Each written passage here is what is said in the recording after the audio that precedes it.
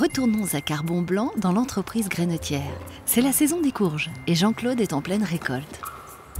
Je suis en train de récolter les graines d'une variété qui s'appelle la courge galeuse d'Ésine. Et cette semence nous servira de semence de base pour faire une production sur cette variété. On a récolté les graines, on va les mettre à sécher. Et dès qu'elles sont sèches, on va tester la qualité germinative pour savoir si c'est utilisable ou pas. Les professionnels comme Alain ont des exigences légales, qualitatives et sanitaires à respecter. On définit la qualité d'une semence sur 5 points. La qualité germinative, la pureté, la vigueur germinative, son identité variétale et son état sanitaire. Toutes les semences qui rentrent ici sont systématiquement prélevées et essayées. Essayées en laboratoire et en pleine terre. L'essai en laboratoire sert à déterminer deux des éléments de la qualité d'une semence, savoir à quel pourcentage de germination une semence va germer, et on va voir aussi dans un même temps la vigueur germinative. C'est la puissance que va dégager une semence, à la vitesse, à l'énergie qui va être développée par cette semence pour savoir si elle est de bonne qualité, et donc sa pérennité. Ah bah voilà notre colmar, tiens. Ah bah, c'est du beau boulot ça quand même. Hein. Dans la partie en champ, on va voir l'identité variétale. Chaque variété est dénommée, précisée, décrite officiellement, donc savoir si ça correspond bien. Et puis aussi, on va voir le côté aspect sanitaire de la semence. Ah bah oui, ça ne peut pas être plus dans le type. Hein.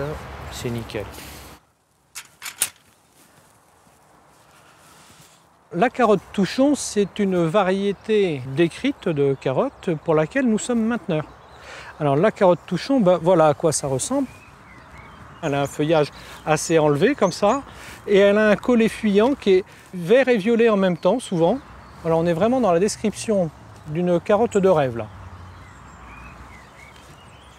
On est dans un espace qui est une serre insecte-proof, à savoir que dans cette serre, les insectes sont emprisonnés. À l'époque de la pollinisation, on va mettre un rucher, et donc les abeilles vont polliniser les pieds entre eux. Donc on va rester dans ce type variétal pur, et nous aurons donc une semence qui après pourra partir chez un agriculteur pour être multipliée, pour avoir cette variété.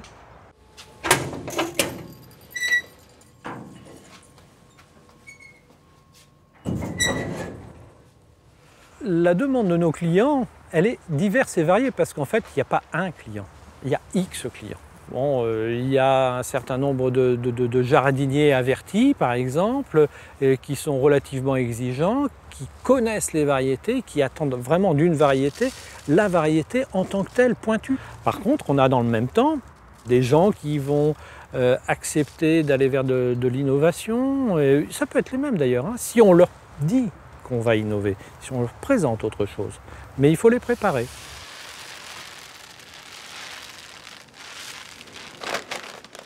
On œuvre au maintien en étant actif dans notre travail avec d'autres confrères. On est un certain nombre à travailler comme ça pour pouvoir garantir cette qualité au consommateur final.